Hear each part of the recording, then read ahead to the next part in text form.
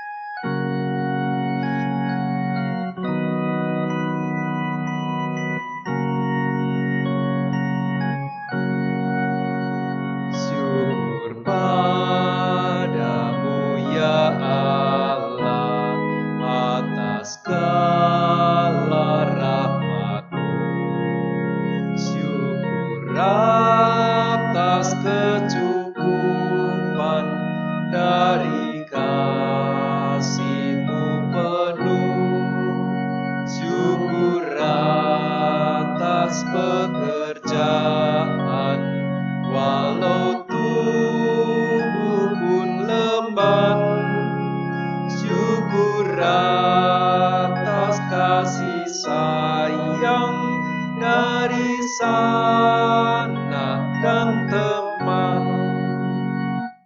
Jemaat yang terkasih dalam nama Tuhan Yesus Kristus, marilah ibadah ini kita adakan dengan pengakuan yang demikian.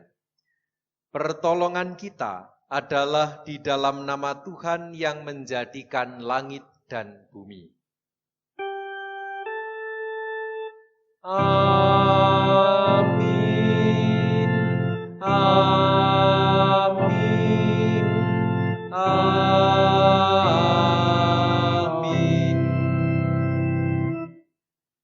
Kasih karunia dan damai sejahtera dari Allah Bapa di dalam Yesus Kristus dengan perantaraan Roh Kudus menyertai saudara sekalian. Dan besertamu juga. Ketika manusia tidak mendengarkan Tuhan, maka penderitaan menanti. Demikianlah kita membaca kisah penderitaan pertama manusia yang berawal dari manusia yang lebih mendengarkan suara ular ketimbang Tuhan. Ular itu berkata kepada perempuan itu, "Tentulah Allah berfirman, semua pohon dalam taman ini jangan kamu makan buahnya, bukan?"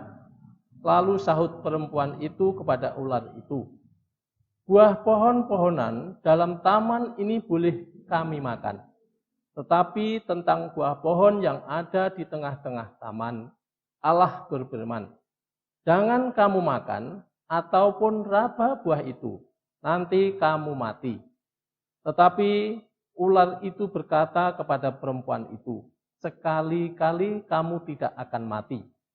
Tetapi Allah mengetahui bahwa pada waktu kamu memakannya, matamu akan terbuka dan kamu akan menjadi seperti Allah, tahu tentang yang baik dan yang jahat."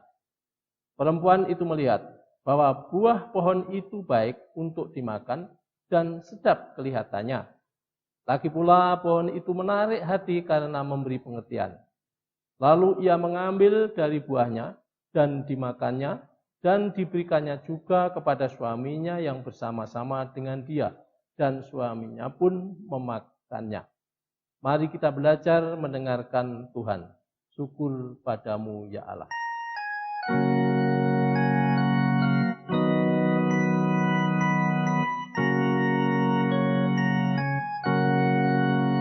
Syukur atas bunga mawar, harum indah tak teri.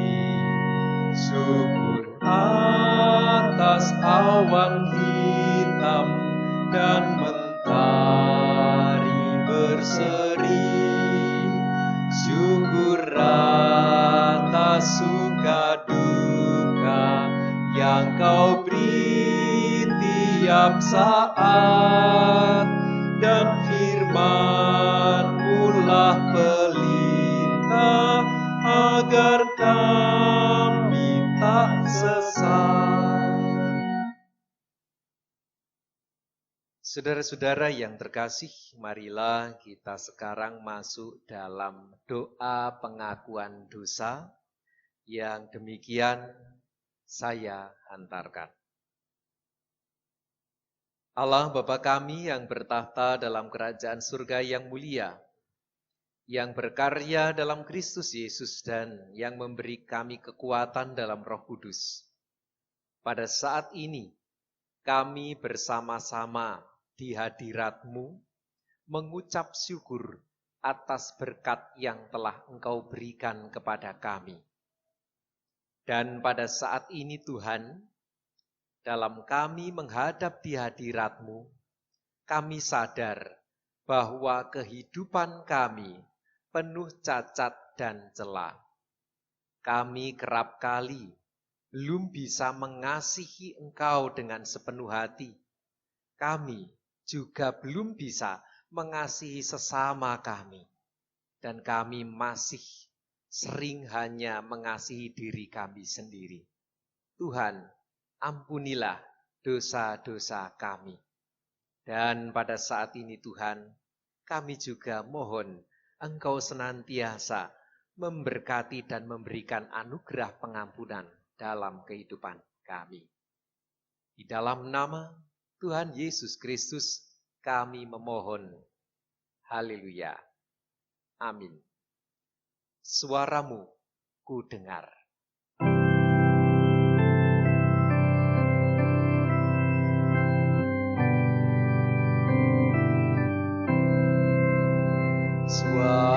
Suaramu ku dengar, memanggil diriku,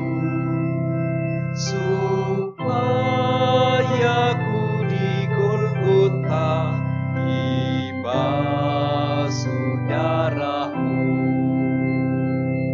Aku datanglah Tuhan padamu, dalam darah-Mu kudus sucikan diriku. Berbahagialah setiap kita yang diampuni pelanggaran dan dosanya. Kini hiduplah seturut dengan kehendak Tuhan. Kami siap ya Tuhan. Dengarkanlah nasihat dan terimalah didikan, supaya engkau menjadi bijak di masa depan. Demikianlah berita anugerah dari Tuhan menurut Amsal pasal 19 ayat 20. Syukur kepada Allah. Ku dengar panggilan Tuhan.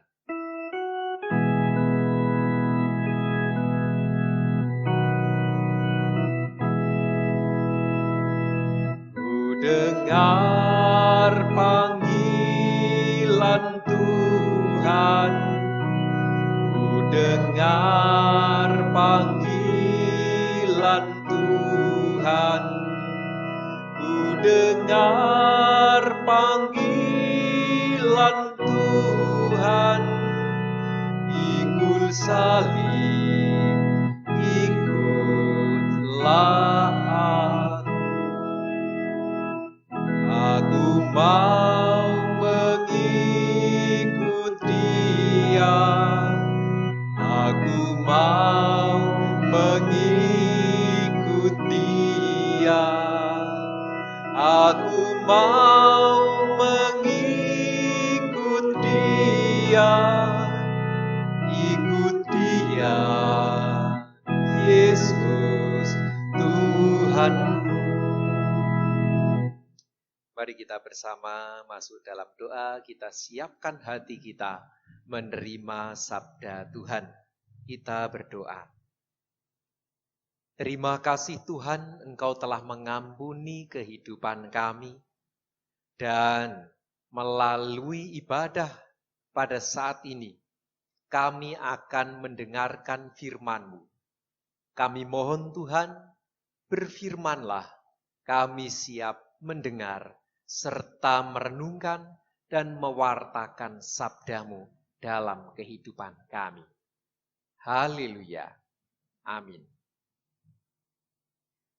Jemaat yang terkasih dalam nama Tuhan Yesus Kristus, pada saat ini bacaan kita diambil dari bacaan leksionari, bacaan Injil Yesus Kristus menurut Matius pasal 22, ayat yang pertama sampai 14.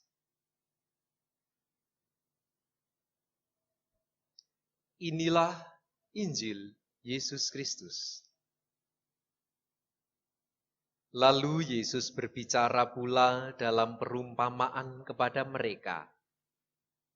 Hal kerajaan surga seumpama seorang raja yang mengadakan perjamuan kawin untuk anaknya. Ia menyuruh hamba-hambanya memanggil orang-orang yang telah diundang ke perjamuan kawin itu, tetapi orang-orang itu tidak mau datang. Ia menyuruh pula hamba-hamba lain pesannya. Katakanlah kepada orang-orang yang diundang itu, sesungguhnya hidangan telah kusediakan, lembu-lembu jantan dan ternak piaraanku telah disembelih. Semuanya telah tersedia. Datanglah ke perjamuan kawin ini. Tetapi orang-orang yang diundang itu tidak mengindahkannya. Ada yang pergi ke ladangnya, ada yang pergi mengurus usahanya, dan yang lain menangkap hamba-hambanya itu, menyiksanya dan membunuhnya. Maka murkalah raja itu, lalu menyuruh pasukannya ke sana untuk membinasakan pembunuh-pembunuh itu dan membakar kota mereka. Sesudah itu, ia berkata kepada hamba-hambanya, perjamuan kawin telah tersedia, tetapi orang-orang yang diundang tadi tidak layak untuk itu. Sebab itu, pergilah ke persimpangan-persimpangan jalan dan undanglah setiap orang yang kamu jumpai di sana ke perjamuan kawin itu. Maka pergilah hamba-hamba itu dan mereka mengumpulkan semua orang yang dijumpainya di jalan-jalan, orang-orang jahat dan orang-orang baik, sehingga penuhlah ruangan perjamuan kawin itu dengan tamu. Ketika raja itu masuk untuk bertemu dengan tamu-tamu itu, ia melihat seorang yang tidak berpakaian pesta. Ia berkata kepadanya, "Hai saudara, bagaimana engkau masuk kemari dengan tidak mengenakan pakaian pesta?" Tetapi orang itu diam saja. Lalu kata raja itu kepada hamba-hambanya, "Ikatlah kaki dan tangannya, dan campakkanlah orang itu ke dalam kegelapan yang paling gelap. Di sanalah akan terdapat ratap dan kertak gigi. Sebab banyak yang dipanggil, tetapi sedikit yang dipilih. Inilah Injil Yesus Kristus. Yang berbahagia ialah mereka yang mendengarkan dan merenungkan serta melakukan dalam kehidupan hari lepas hari. Haleluya. Haleluya. Haleluya. Haleluya.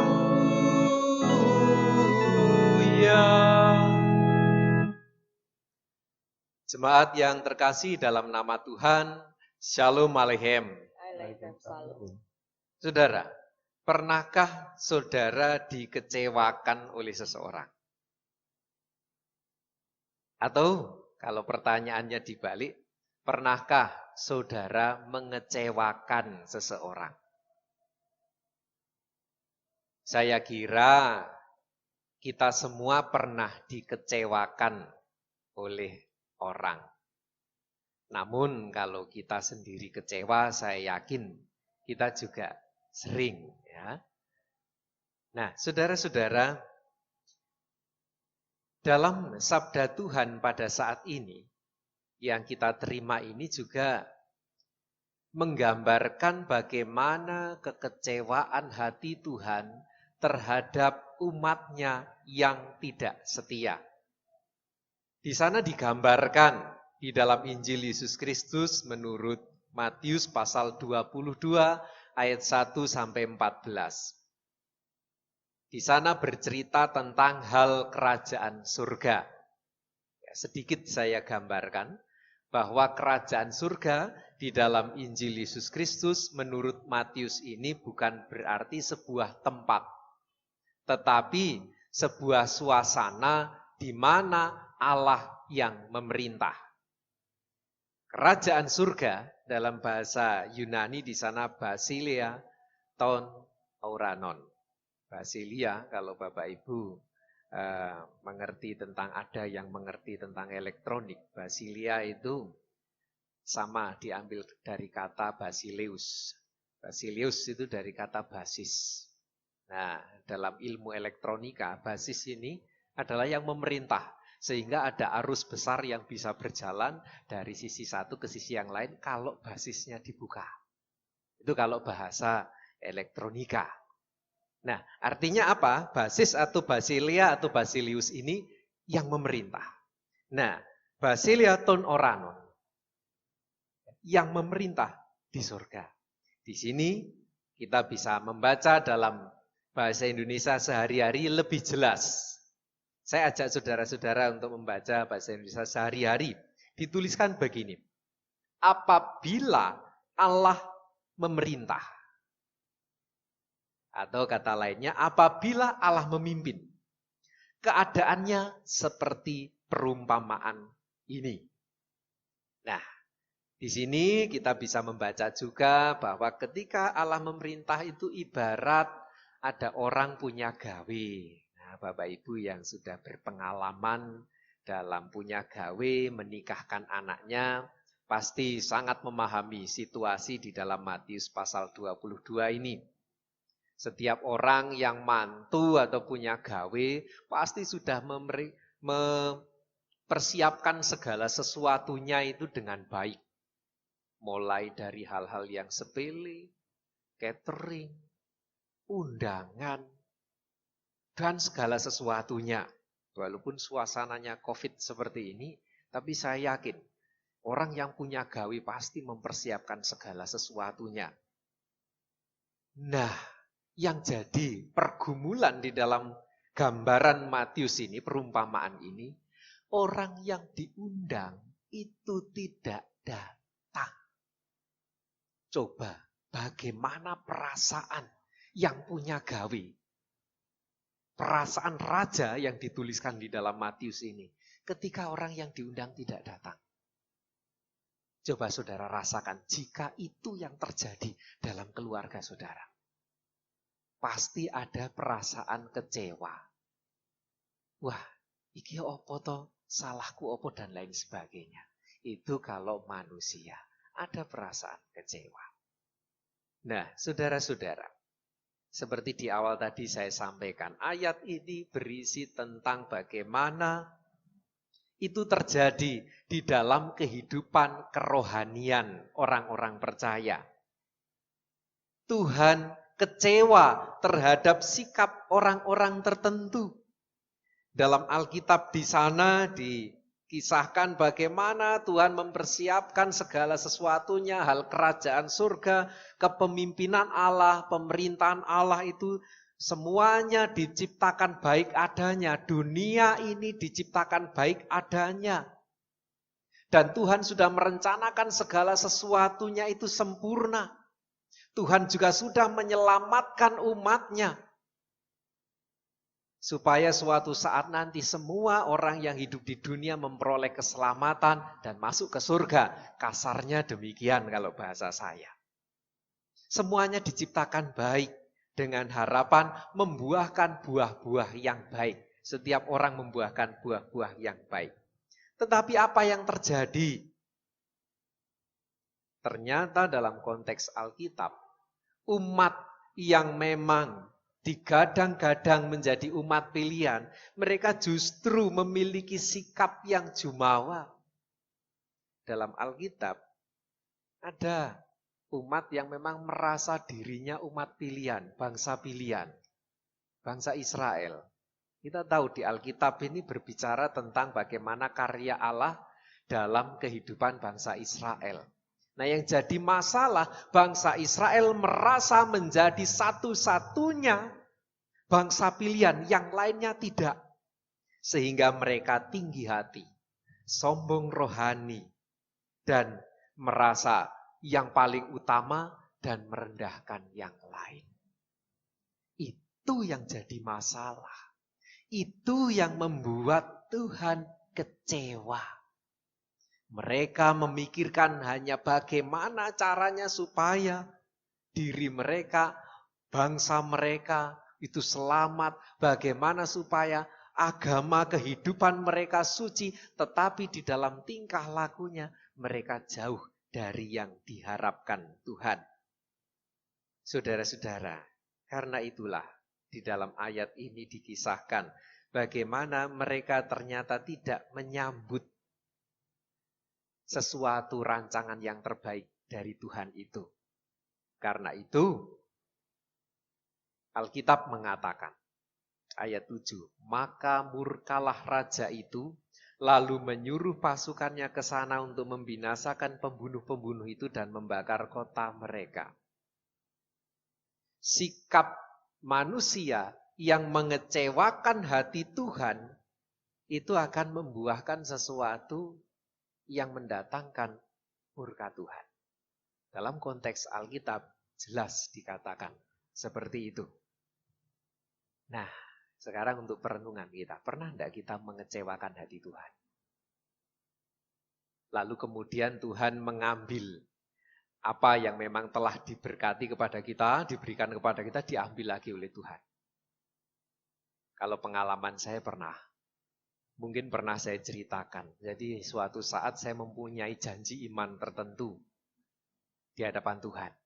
Ternyata ada orang jualan alat elektronik. Lalu uang persembahan itu, merasa, ini uang elektronik, barang elektronik ini ada mung kadang-kadang. Persembahan lah ya iso sesuk-sesuk. Akhirnya saya beli barang itu. Tidak ada apa-apa. Tapi kemudian barangnya itu rusak. Lalu saya benahi lagi di yang jual. Dan terus begitu hingga sekarang akhirnya kalau dihitung-hitung malah habisnya lebih banyak daripada harga barang itu. Ini hanya hal kecil. Kita sudah punya janji iman kepada Tuhan. Lalu mengecewakan Tuhan. Maka ada saja sesuatu yang terjadi dalam kehidupan. Yang saya rasakan. Semoga tidak ada di antara kita yang kemudian mengecewakan hati Tuhan. Nah, saudara-saudara, saya lanjutkan di dalam bacaan kita. Setelah tadi sang raja di dalam perumpamaan itu merasa kecewa, lalu menghukum orang-orang yang memang tidak mau datang itu. Kemudian sang raja itu pun mengundang orang-orang di persimpangan-persimpangan jalan. Dan semuanya mau datang. Namun yang jadi masalah, kalau kita melihat dan membaca sabda Tuhan itu, ayat 10. Maka pergilah hamba-hamba itu dan mengumpulkan semua orang yang dijumpainya di jalan-jalan. Kalau orang hidup di jalan itu bagaimana? Pasti banyak. Ada yang baik, ada yang tidak baik. Begitu juga yang dijumpai oleh hamba-hamba dari sang raja ini. Orang-orang jahat dan orang-orang baik. Ya, semuanya diundang. Sehingga penuhlah ruangan perjamuan kawin itu dengan tamu. Namun yang jadi masalah, ternyata ada juga yang masih mengecewakan hati sang raja itu. Ketika sang raja itu menjumpai orang yang tidak berpakaian pesta. Sang raja itu kecewa. Nah, saudara-saudara yang terkasih, di dalam kepemimpinan Allah, kerajaan surga itu digambarkan seperti tadi. Dikisahkan ada orang yang menyambut Allah, ada yang tidak menyambut kehadiran Allah, ada. Ada yang menyambut kehadiran Allah. Tetapi ada yang memang nderek Gusti, ada yang tidak.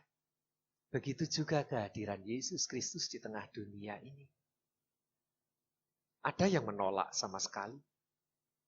Ada yang memang menerima. Dan yang menerima pun ini ada dua. Ada yang mau menerima dan melakukan apa yang menjadi ajaran-ajarannya, apa yang menjadi sesuatu yang memang menjadi prinsip-prinsip hidupan orang Kristen. Tetapi ada pula yang tidak menjalankan semestinya. Nah, bagi orang yang menolak dan tidak menjalankan ajaran-ajaran Tuhan inilah, ini yang mengecewakan hati Tuhan. Saudara, perumpamaan ini sebenarnya berlaku juga untuk kita pada saat ini. Kita sebenarnya adalah orang-orang jalanan yang tidak layak masuk perjamuan Tuhan. Seperti tadi diceritakan di dalam Matius. Kita bukan orang yang diundang sebenarnya. Awake dhewe iki pantese ora nang swarga. Awake dhewe iki kokean dosa.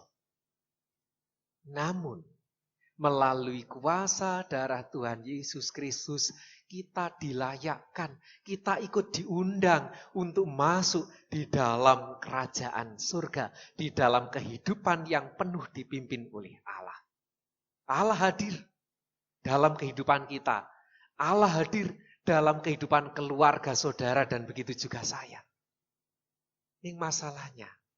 Ketika Allah sudah ada dalam keluarga kita dan kita ada di dalam Allah. Apakah sikap-sikap kita juga sudah mencerminkan bahwa kita ini adalah pengikut Tuhan yang sesungguhnya, atau sebaliknya malah kita mengecewakan?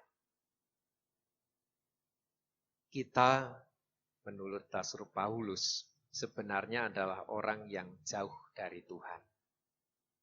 Dan seperti dalam Filipi 2 ayat 13. Tetapi sekarang di dalam Kristus Yesus kamu yang dahulu jauh sudah menjadi dekat oleh darah Kristus.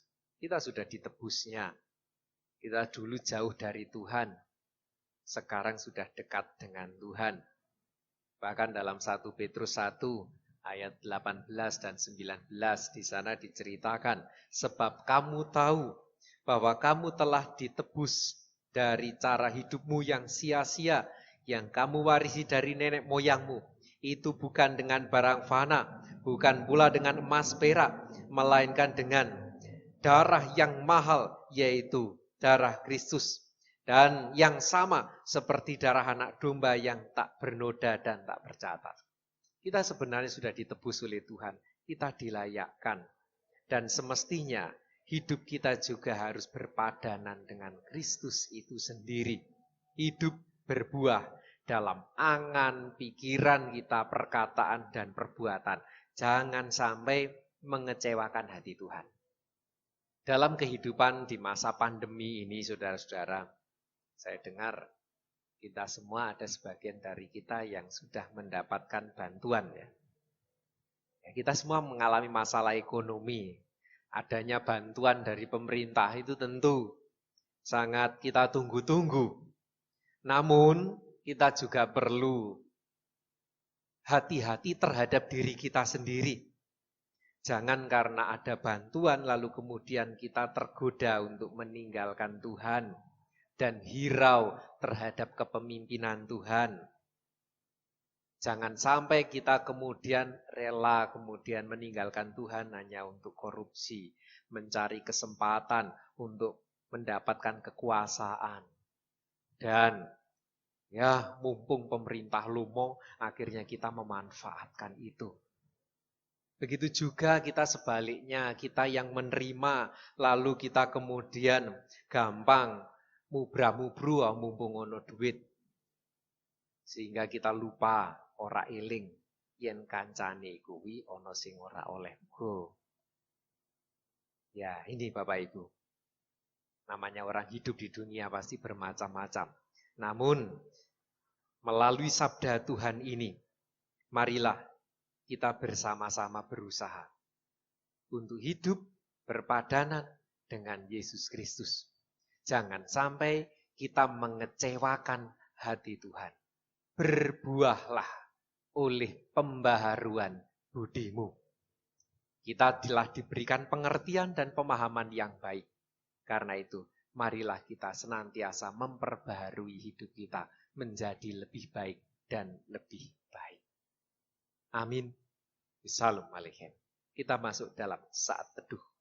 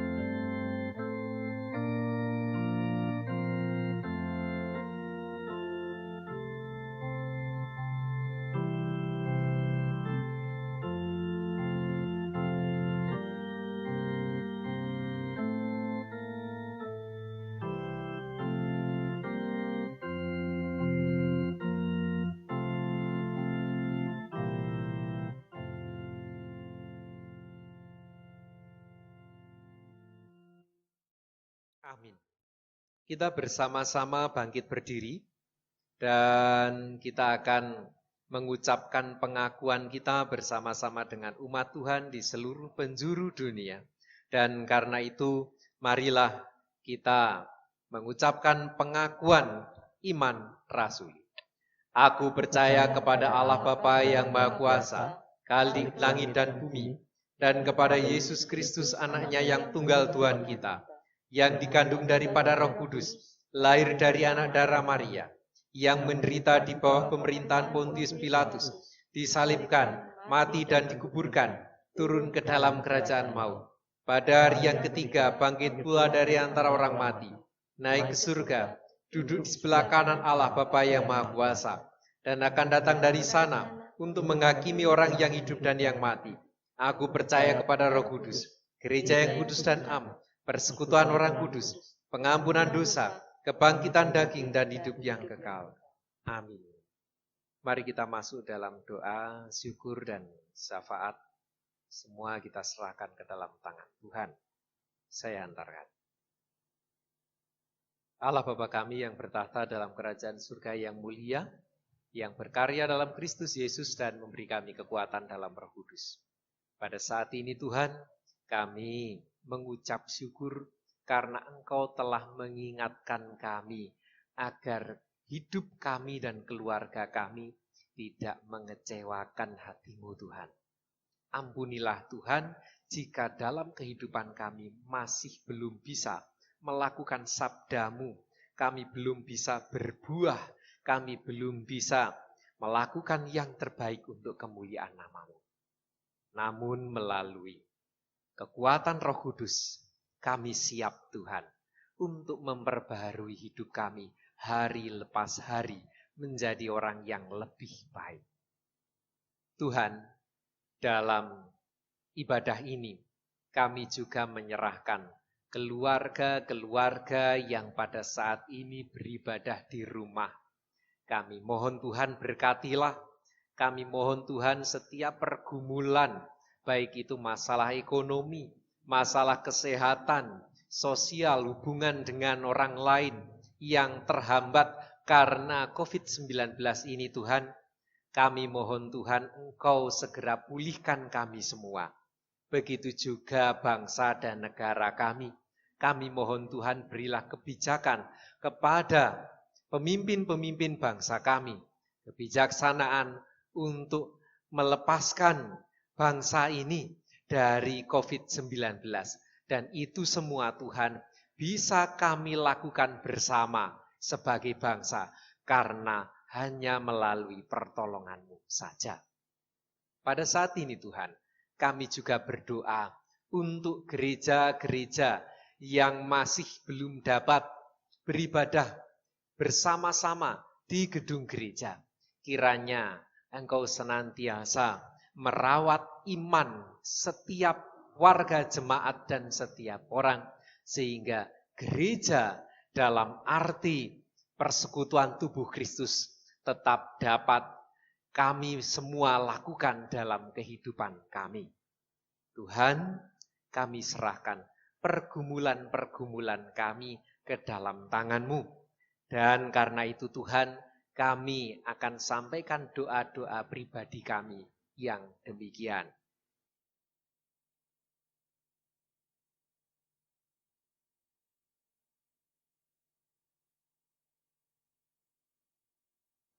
Inilah Tuhan, pergumulan-pergumulan kami terkait keluarga, anak-anak kami, orang tua kami, dan segala sesuatunya. Kami serahkan semua di dalam nama Tuhan Yesus Kristus.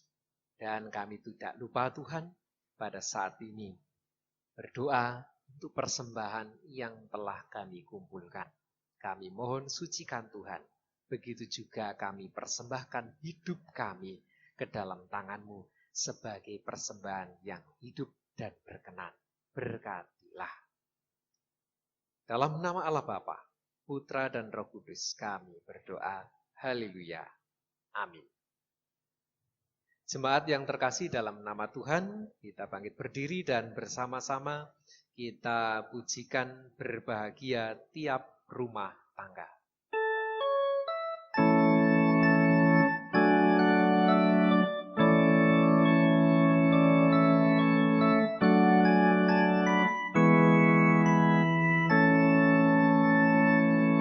Berbahagia tiap rumah tangga, di mana kaulah tamu yang tetap, dan merasakan tiap sukacita.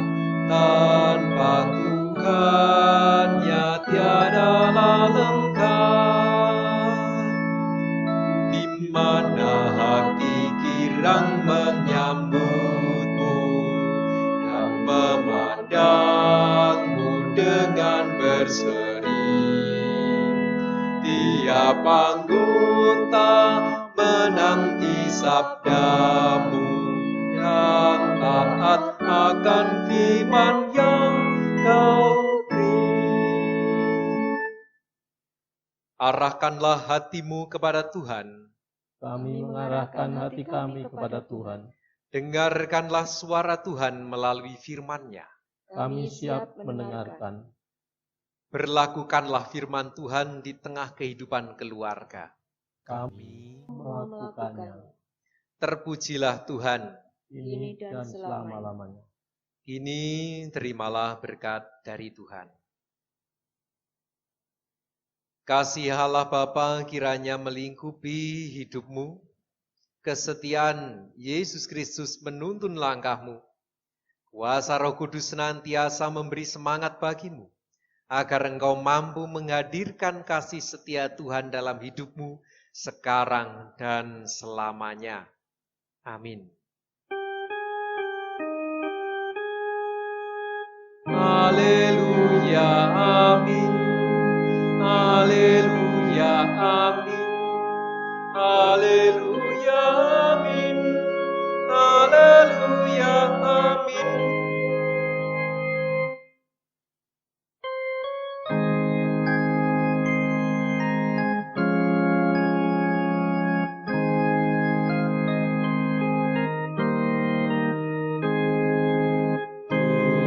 Tuhan Allah beserta engkau sampai bertemu kembali. Kasih Kristus mengawali. Tuhan Allah beserta engkau sampai bertemu, sampai lagi kita bertemu. Sampai bertemu. Tuhan Allah beserta